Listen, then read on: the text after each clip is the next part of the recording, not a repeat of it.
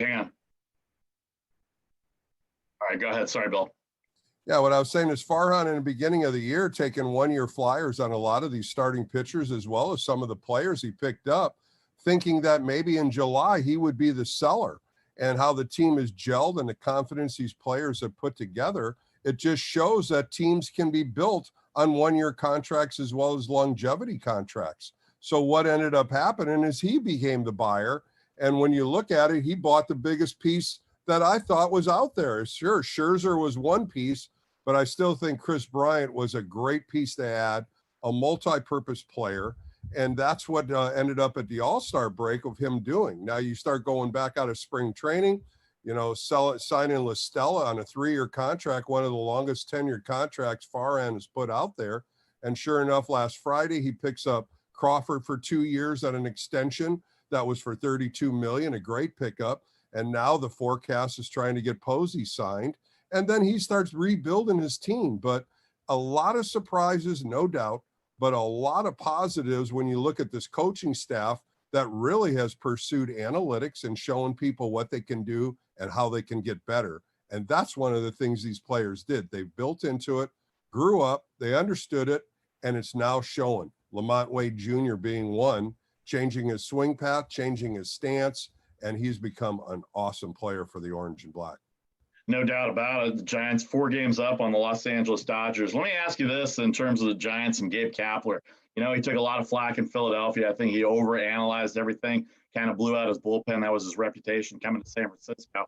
And they were 1 game away from making the playoffs with the roster that a lot of people know. By the way, just because you don't know who the players are, people out there, doesn't mean that they're not good. I just want to make sure that everybody understands that because they are in this 24/7, and I know there was a lot of flack over the winter. No name players, Crawford, Posey, sitting out last year. What was going to come into this year? I honestly, frankly, and we've had this conversation, I thought they were going to be good enough to compete. I didn't know they were going to be this good. I'd be lying if I said they were going to be 76-41, better than the other 29 teams in Major League Baseball. But I thought getting Anthony DeSclafani, and Alex Wood as free agents on 1-year contracts, re-signing Kevin Gausman from the starting pitching.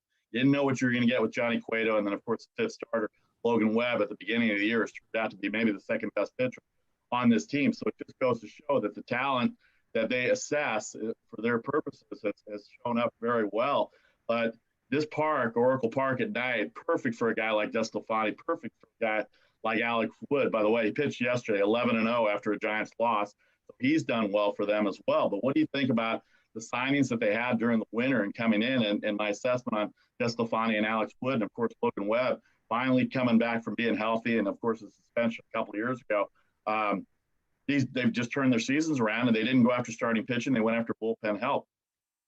Well, DeSclafani and Wood both were injured last year. They didn't even have full seasons. Of course, Alex Wood was with the Dodgers. He ended up helping them out of the bullpen. DeSclafani was in Cincinnati, and he really didn't pitch much at all, inconsistent numbers. So they kind of took 2 flyers on guys with subpar injuries that they figured they could fix, and they did. DeSclafani is having one of the best seasons he's ever had. Alex Wood, inconsistent in the month of June, better in July, and now in August, had a couple bad starts against Arizona where he threw really well for 5 innings, and then he gives up 5 runs and 13 pitches. So, things go up and down in your starting staff, but there's stability, they're stable, they're veterans, they understand what they have to do to get ready. Johnny Cueto, on the other hand, last year on a multi-year contract, I call him the entertainer. If he's on, he can entertain you and he'll shut you down. But if his breaking ball isn't flat or it's not sharp, it turns flat. And when that happens, he's backing up third more than he expects. So, you have a couple holes, but you mentioned one guy that's just been lights out lately is Logan Webb. His last 6 starts has been an ace caliber pitcher. And that's the guy they're building around, 24 years old, out of Sacramento, and he's just having a fabulous year. And he's building that around veteran pitchers. That's what he's learning to do. He's learning how to pitch. Kevin Gausman, another guy, was lights out the first half, lost his splitter, coming back to it, still throwing 95, 96. So the starting staff is good. You can get into a 3-man staff, most likely with Gausman, DeSclafani, and Webb. I think those are your 3 if you go into a short-term kind of a 5-game series. If you get into a 7-game series, you'll probably see Alex Wood or maybe Johnny Cueto. But you start looking at the bullpen. He did pick up McGee. McGee has been very well, 25 saves as your savior. Tyler Rogers finally getting an opportunity to pitch at the big league level. Those two guys are really the last two pieces in the bullpen, but they picked up Tony Watson, and we've known Tony for 3 years with the Giants, and he pitched outstanding with them. Let him go. He went to the Angels. They picked him up, and he's been lights out ever since he's back in the orange and black. Dominic Leone, another guy, a flyer on. He's done well. He's getting a little tired now. The velocity's down. The pitches are starting to go up. This bullpen has been used a lot. And Vasu, you and I talk about this. You can't keep burying these guys. It's a month of August. The next 2 weeks, the last 2 weeks of August, they're going to play some big-time competitors starting today against the New York Mets for 3. They get Thursday off. Then they go to Oakland. Then they go to New York and Atlanta. Then they come back and play Milwaukee. So the next 2 weeks, we're going to see the grinders grind and see how gritty this team can get. And you played Major League Baseball for 7 years. You've been in some pennant races as well, too. In fact, your rookie year, you're right there until the last day in 1982, finishing second place, third place behind the Braves, who won the division that year. How do you manage? Here's Gabe Kapler, who's been known in Philadelphia. I mean, he did overuse his bullpen. We know that. And now he's trying to build a bullpen. Baseball has become a bullpen game nowadays. You build backwards. Your pitching staff from the ninth inning on, going backwards. And if you're starting pitcher, you get 5 or 6 innings, unlike your day, where if you pick up the ball, you want to finish the game, right? That's the way it is. But not now, not the way it is. And you get 5 and a third innings, you get a pat on the back, and you get a contract for $20 million. That's just the way it is now in baseball. So let me ask you the difference between Gabe Kapler from his first 2 years in Philadelphia and last year in San Francisco to how he's managing now. You think he's using sabermetrics and analytics to his benefit before the game, but it looks to me like this year that he's going more by touch and feel for game situations, and so that he's not going to burn out the bullpen. And just because it says X, he's not doing X. He sometimes goes off the board and does Y because he knows he's going to burn out a bullpen. So how do you see his managing style a little different from the last 3 years between Philadelphia and San Francisco? Well, I think I start last year when he first came here, and you saw how many coaches he had, and he really didn't know the direction of each coach. And you saw him pick up the bullpen phone. He wouldn't let Andrew Bailey do that. He wanted control over everything. And that's why I think when he left Philadelphia, he was given a coaching staff, and he didn't know who to trust and who didn't. You know, who can I depend on? Who can I talk to?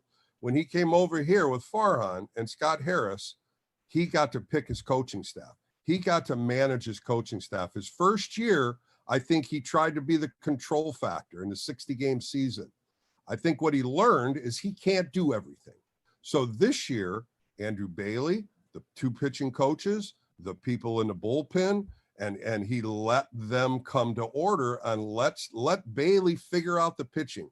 Still get his hand into it, but I think Andrew Bailey has really made this pitching staff who they are. What starting pitchers throw, how many pitches they throw. You always see him standing next to Kapler in the dugout, and I think the communication's totally different. He has to do this. Same thing with Kai Correa. He's given Kai Correa the infield, defense. Ron Wotus also is included in that.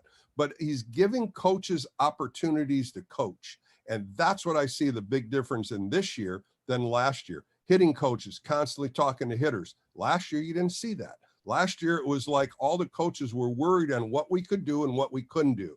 They didn't want to get in trouble. They were young coaches that never even played in the big leagues, but their knowledge of the game with, like you say, analytics, sabermetrics, all that, that's where their knowledge came from.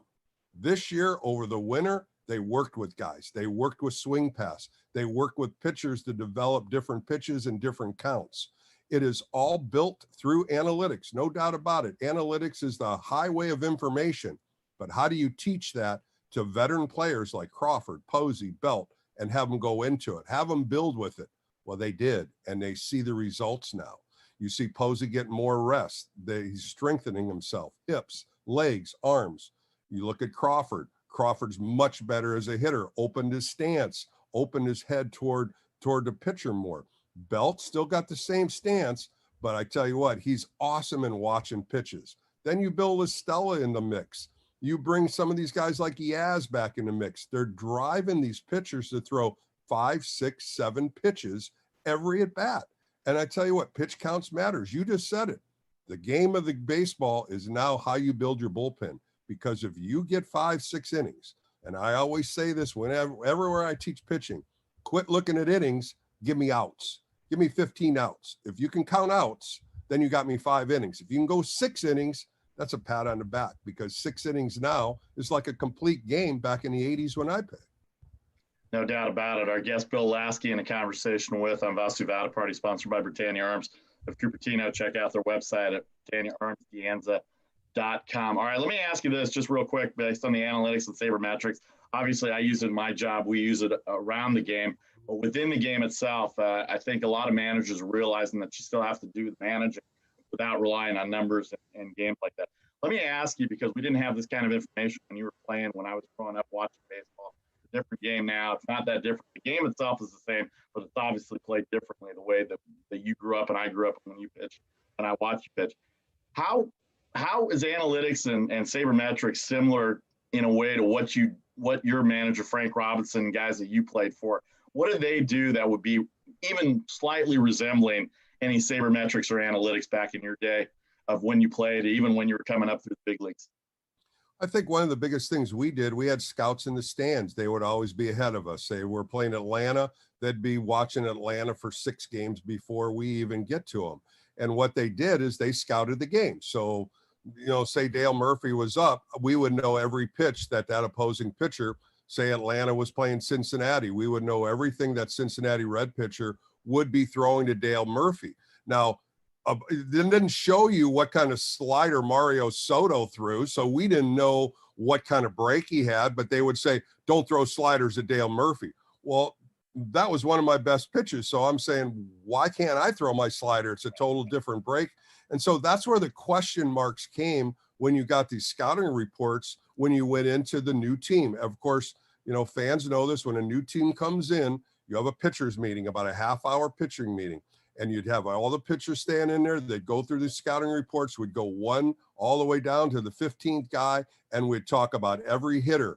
And then what you would get pitchers talking about how they got them out.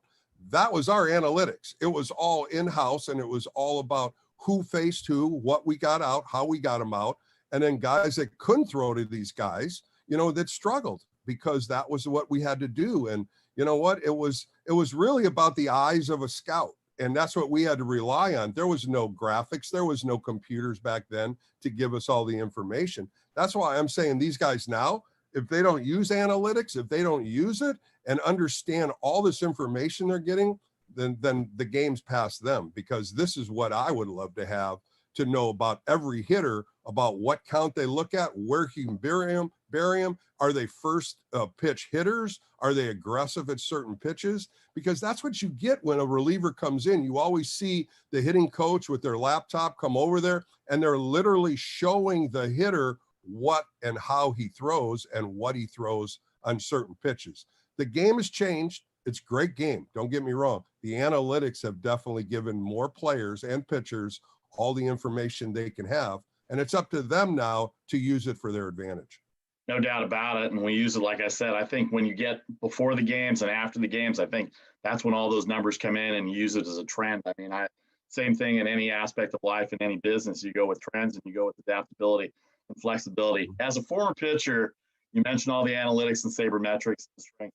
When you have confidence in yourself, every major leaguer does at some point. Obviously you question yourself here and there, but the fact is, when you see the scouting reports and you mentioned Dale Murphy, don't throw him a slider. You have to pitch to your strength. I'm sure you did, and everybody did. Did you pitch when you hit or pitch? You have to go with your strengths and not worry about their and not go after their weaknesses, because if you have to be confident in how you're pitching versus it's strength versus strength. If big boy, if you can hit it, hit it. If you can't, this is my strength. I'm not going to lose on secondary pitches, or I'm not going to lose based on a scouting report of a pitcher if I'm a hitter. Well, I think that's a main thing, and that's really comes down to how pitchers as starters, you always talk about first time through the lineup, second time through the lineup, third time through the lineup. And you start seeing how these earned run averages go up the second time around, because they're not thinking how I got them out the first time and if I should go back to that same pitch. Back in our day, you wore out that spot until they showed you they could hit that pitch. Correct, yeah. You would show pitches away and then come right back in. And, you know, on my extra innings show, I always say, if you don't pitch inside, you're not going to pitch in the big leagues. And that came really from Frank Robinson. I used to pitch inside till I got to the big leagues. And Frank Robinson said, come here, Bill. I used to stand right on top of the plate. And I used to look at rookies like you and say, he's not coming inside. There's no way he's going to come inside. And sure enough, when you do, you got to brush him off the plate. You got to push him in off the plate. And these are the things that Frank taught me.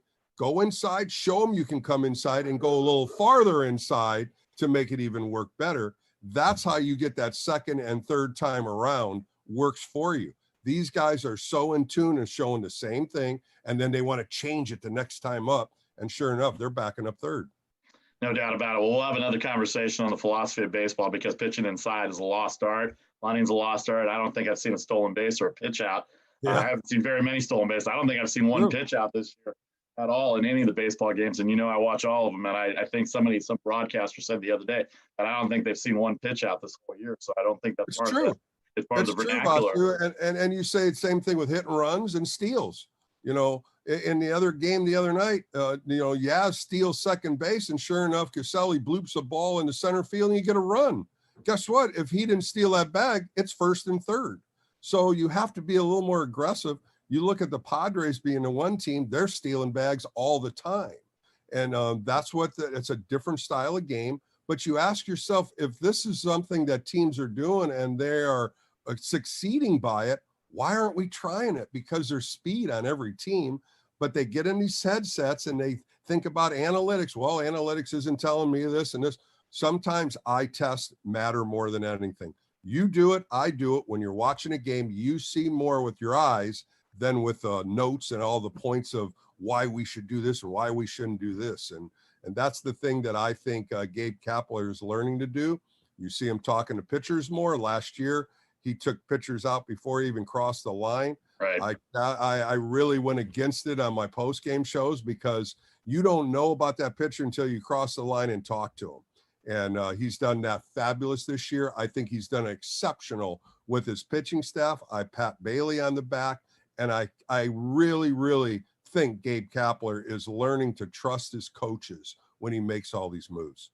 All right, a few more minutes with Bill Laskey here of KNBR. Extra innings on the weekends after the Giants games, and co-host with Marty Lurie and Kerry Crowley for a 4-hour pregame show every Saturday and Sunday. Bill does not relax post-career. He's always working. He's always grinding. We'll get to the fantasy camp in a few minutes. Appreciate his time, as always. Let me ask you this. We got 6 more weeks left in the regular season. The National League West has proved to be the best division. I said in April, and I know you gave me a lot of flack about it, I didn't think the Padres were contenders. I just thought they kicked the ball around too much. Starting pitching was inconsistent, and had Darvish on the injured list. It said, oh, you Darvish, Blake Snell, Mark Melanson's in the bullpen. Bullpen's been great. They haven't hit in the clutch. Tatis is getting hurt too much. He's a terrible shortstop. I never thought he should have played shortstop. You see San Diego as a pod. Do you see it as desperation that they're bringing him back to put him in the outfield after being hurt 3 times? And then, for the sake of the information, like you said, the Dodgers have all the names. They're the new favorites after Scherzer and Turner, about 3-1 to win the World Series.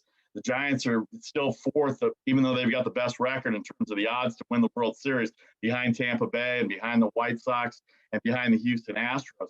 What did the Giants have to do in the next 6 weeks to keep up with not only their own progression, but also to make sure that they continue to win the division, because it's back to a 1-game wild card, Bill?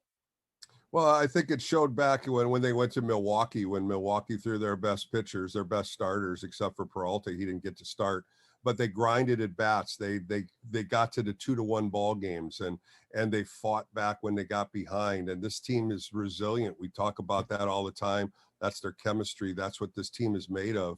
And I think they just have to grind game to game. You always hear about it. That's the cliches of every analyst: game to game, pitch to pitch, inning to inning. But really, the Giants have won most series on any other team. And I think that's how you have to look at this upcoming schedule. I talked about this at All-Star break. It was fine up until July 15th. Then it was August 15th. Now we're here August 15th. Now the grind comes. The last 44 games for the Giants right now. and it starts tonight with the New York Mets. The Mets traveling all night to get here. Tonight and tomorrow, they should come out, score early runs, and get them behind. That's how you got to beat the Mets. The Mets are going to be tired coming in here. They just got their tail whipped 3 games by the Dodgers, 2 in extra innings, and then yesterday they got pelted. So you know what? They're coming in as a Debbie Downer. They're tired. And guess what? They play the Giants for 3. They go to LA for 3. Then they got the Giants again. So nice scheduling right there by MLB for this team. And but you know what? You just take that 3-game series, and then you take the day off, and then you got the Bay Bridge series, and there's always life when you got the A's in Oakland for 3. And like I said, those are your next 6 games. You can't look further into that. The rotation is outstanding for this Mets series. You got Gausman today, Webb tomorrow, DeSclafani on Wednesday, then the day off. Now they come back. I don't think Cueto's going to be back until they go back to New York. Then you come right back with Alex Wood on Friday, Gausman Saturday, and Webb Sunday, and there's 3 against the A's. So they are manufacturing good probable starters. I think the day off helps them on Thursday to rejuvenate that bullpen. But you just got to go day to day, and I'm going to continue to say series to series and keep looking at the scoreboard. We always watch the scoreboard now, and the Dodgers are coming home off a long flight. They're playing the Pirates. And then everything starts getting to be equal because, you know what? The Mets go down and play them next. The Phillies come and play San Diego. Everybody's starting to play high-end contenders. And when that happens, you just don't know when you can pick up a game or when you lose a game. And the Giants just need to continue to keep playing competitive baseball. Win series. That's the key because you're not going to win every game. You think ball players today, they see the schedule, they see the contenders they play, because it happened against the Pirates after a big series. I forgot who they played the series before, but I think it was the Dodgers series. 3 out of 4 they won in LA, and then Pittsburgh came in and won the first 2 games. You think? I hope guys don't look at the schedule. Every team has major leaguers, and I hope they don't take a game off per se. Take a game off, but it's not easy to win every game, and you have to respect your opponent. And do you think today's players sometimes they look at the schedule and they go, "Oh, we've got this team, we've got that team." I hope they don't, but you know better than I because a big series in LA is not the same as a weekend series against the Pittsburgh Pirates from a fan standpoint. Yeah, I think fans see that more than players. I think players know that you might get a rested day when you're playing a team like that. You might get a day off. You might not have your strongest lineup in against the Pirates or a lower end team. But at the same time, right now, you got to put the foot on the accelerator pedal. You can't lay up on any team. No days off. Yeah, there's no days off. And the days off you get are the scheduled days off. I like what they did with Buster Posey. I think that is one of the things that the Giants are doing and seeing this, not just with Buster Posey, with starting pitching, giving them a week here, a week there. Because when you start looking at what they did last year, I think Gausman threw like 60 innings. He's got 140 innings already. And it does wear and tear on you because your body isn't used to that like it did last year, the year before. He hasn't pitched this many innings. So they're definitely gauging rest time and to get him to that finish line and then beyond the finish line. So I think what we're saying right now is you can't look at teams that are in last place. You can't look at where they are in the standings. You still got to play Colorado 6 times in Colorado, where they're almost as good as their home field like the Giants. They play so much better in Colorado.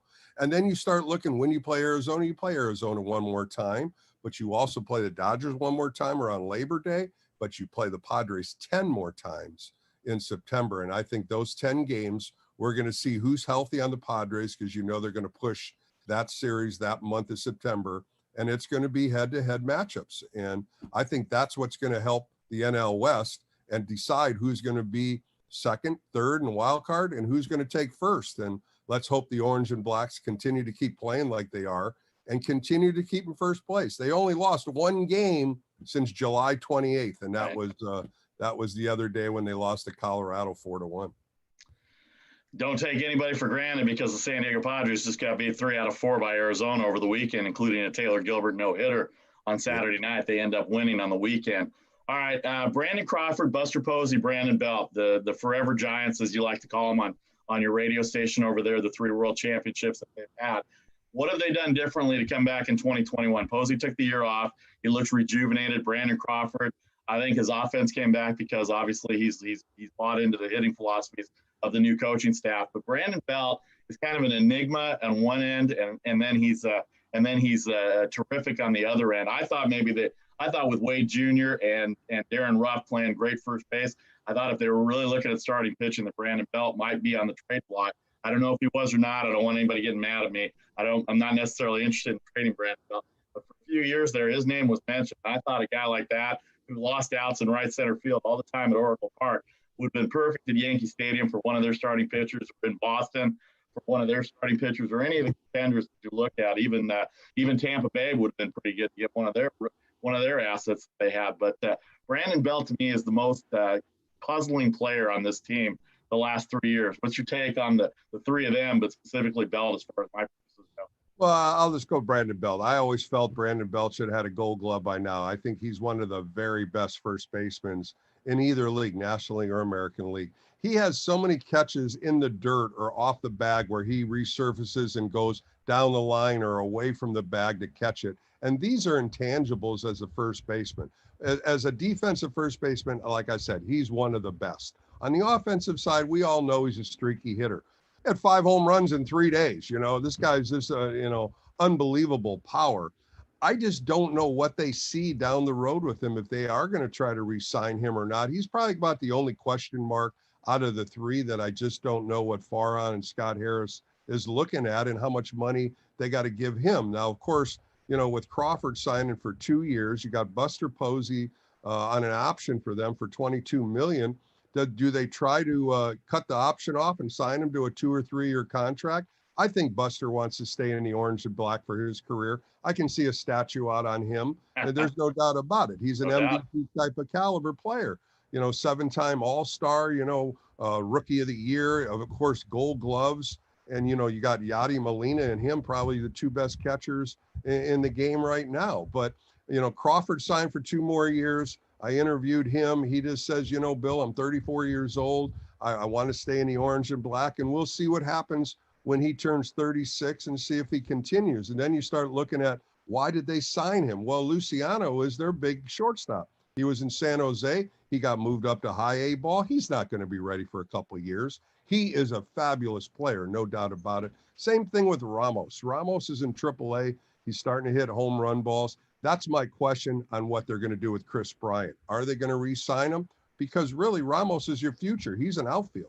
So that's the big question on what they're going to do with Bryant. But when you talk about the 3-headed monster with Crawford, Posey, and Belt, sign Posey. You're going to keep Posey. Everybody wants him. Brandon Belt, to me, is a 50-50. I don't know what they think about him.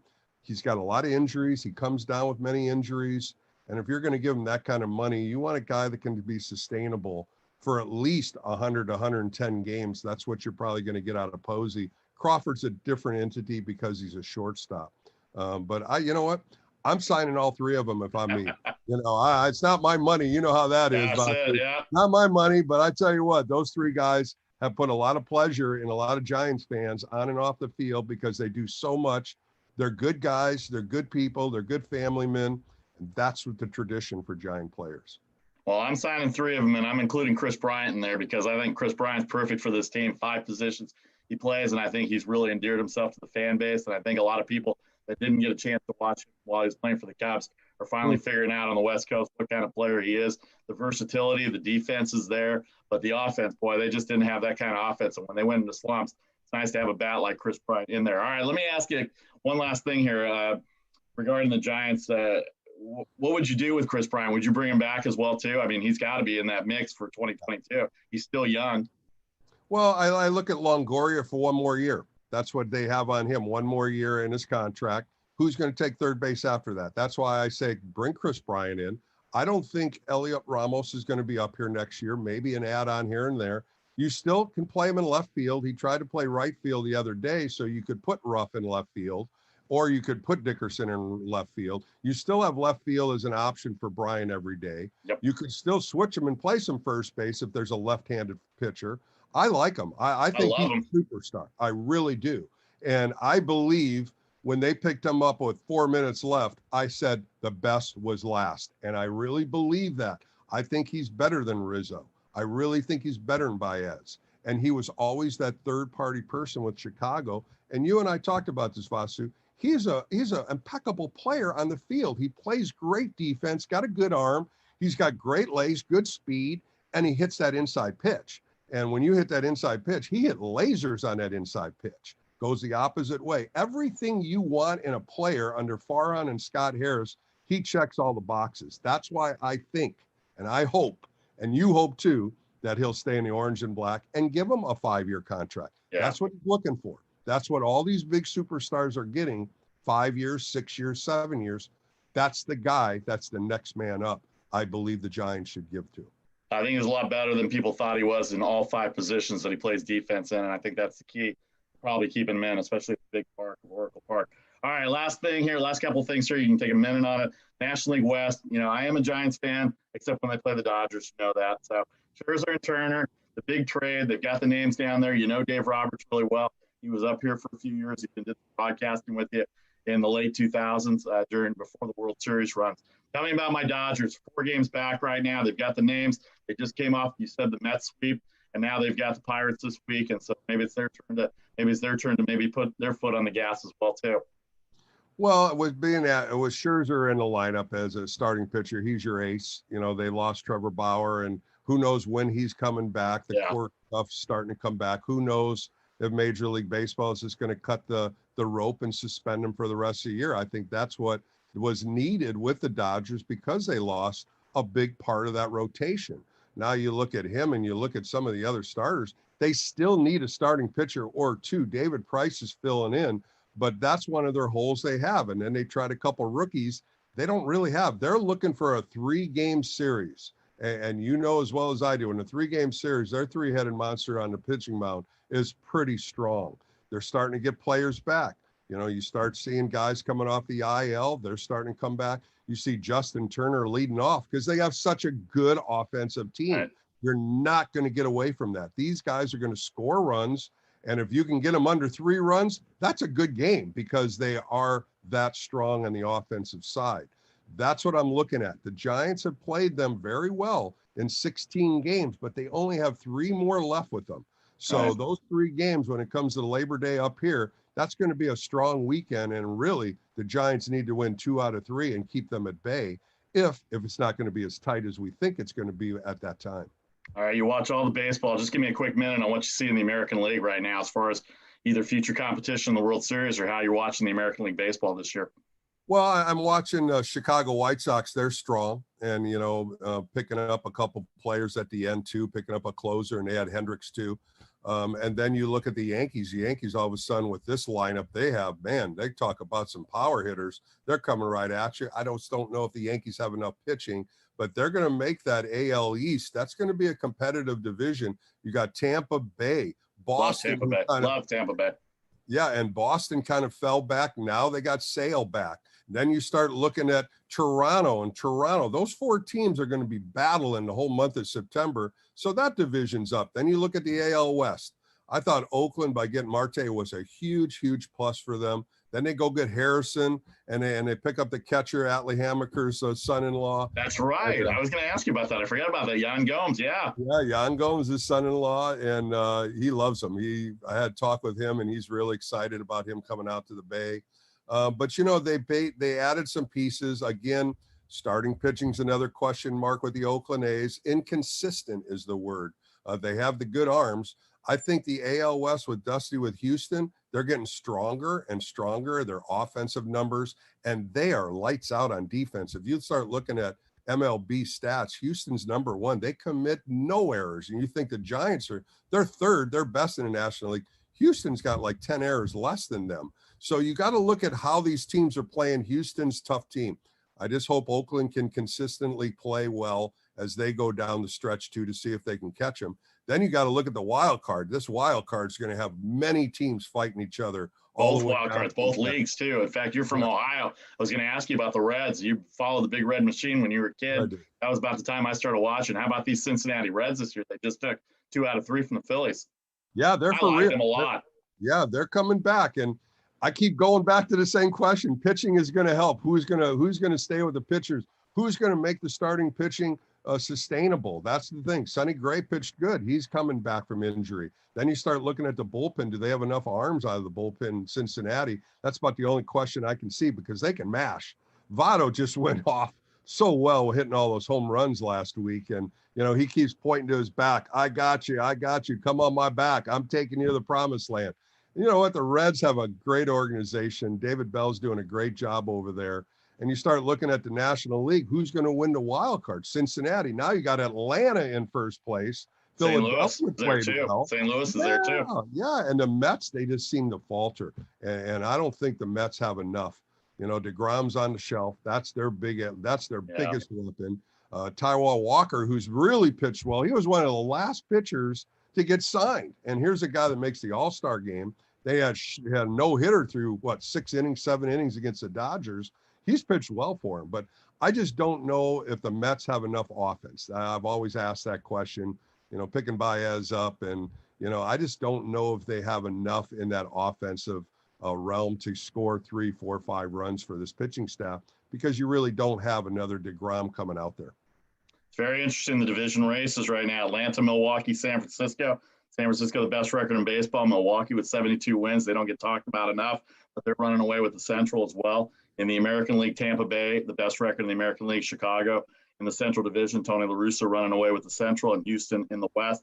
Oakland, Boston, New York, Toronto, and Seattle still in the wild card hunt. In the National League, the Dodgers, San Diego, Cincinnati, St. Louis, Philadelphia in the wild card for the East. It's going to be an interesting time. I tell you this all the time. 143-19 for the Giants, except for the 19 against the Dodgers, Bill. Yeah, no, I'm a friend. I love the organization. I love listening to you. You got fantasy camp coming up this year. You didn't have it in 2020. You're an ambassador for the Giants. Tell me about fantasy camp going on this year for you. Yeah, I've done 15 years of fantasy camp, and the first one is in Scottsdale, Arizona. It's a week-long camp, January 9th through the 16th. We stay at the Marriott Suites, beautiful hotel. We play baseball every day, starting Monday. We do workouts Monday, Tuesday. We separate and make 8 teams. We do a practice game Tuesday, and then it's on. We play 3 games, afternoon game Tuesday, 2 games Wednesday, and then we seed it. And then we go into a tournament format on Thursday, Friday, and then the top 4 teams play on Saturday. But it's a great time. A lot of older players, of course, let the old guys play, as Craw had it. But we do that in Arizona. And then I do a 2-day camp in November at Oracle Park. We stay at the visiting side locker room. We play November 21st and 22nd, and that's at Oracle Park. We have a workout in the morning, play a game in the afternoon, and then we play a doubleheader on Tuesday. We only use 4 teams for that one, but that's turned around real well. A lot of people like that because you don't have to travel. A lot of people don't want to go to Scottsdale for a week, but then there's baseball players that love that because they want to try to play baseball for the week. And as we get older, Vasu, the body doesn't turn around as fast as we want it to be. A little stiffer and a little sore. Because you guys go out at night after all the games during the day. You go out at night, and that's part of the problem too. Not supposed to say that. Oh, okay. But it's great. It's a great time. It's a fraternity, to tell you the truth. It's a fraternity and sorority because I invite women, and women love it, and they get first-class treatment. It's a great time for more people that want to join. You can email me at sffantasycamp@yahoo.com, sffantasycamp, all one word, at yahoo.com, or you can call my office at 650-342-5443, 650-342-5443, and you'll even get a call back from me on those calls. So very nice. It's a good fantasy time. camps didn't have it in 2020, so they're going to have 2 this year. The Oracle Park experience is great. Having been to Oracle Park 1,000 times, you get a first-class view of the park. Spring training in Scottsdale, well, actually January, will be there before spring training, January 9th to the 16th. My friend, you do a great job on extra innings on the weekends. I enjoy my Sunday drives, listening to you after the game, after I get all my fill of baseball for my job and my fandom as well too. I love listening to you. You know what I give you credit for, Bill? I give you credit because you melt the old stories and the old days from some of the callers you get with some of the new callers and some of the hardcore current callers, current fans of the team now as well too. So you're very well versed from the 1960s on to here now. You and Marty Lurie make a great team from that regard, and it's a great listen. 4-hour pregame show before the games on the weekends on KNBR 680. 1045 on the weekends, and then extra innings, the solo host, Bill Laskey, all your calls there as well, too. I always appreciate the time. You know, I love baseball. I love listening to you. We've been friends a while. I appreciate the time. We finally got this thing done, and next time we'll do it live, and I'll make sure that this gets out there, and I'll make sure I post your fantasy camps, get some advertising. Do I get a discount, or do I get charged more if I wear a Dodgers? Masu, I'm going to bring you in as one of my ambassadors and watch you walk out hobbling. That's my fantasy. Bill, I have more surgeries than you do. I don't know how that happened. My San Jose State days killed me, I guess. So we'll just have to go from there. Masu, thanks again for my pleasure, Bill. Hope you had fun. Yeah. I enjoyed talking ball with you, and we'll talk again real soon. All right, Vasu Party, a conversation with Bill Laskey. Check out his fantasy camp, as well as KNBR 680 on the weekends, pregame show with Marty Lurie, Kerry Crowley, extra innings, the solo host after every Giants game on Saturday and Sunday. It's a great listen. The fantasy camp, SF Fantasy Camp at yahoo.com. Bill, I appreciate it. Hang on for a second. We're sponsored by Britannia Arms of Cupertino, BritanniaArmsDeanza.com. Check it out. Mention you heard our show on here when you go over there and talk to Mike and Tony as well. All right, a conversation with Bill Laskey. Thanks to everybody on Facebook and YouTube.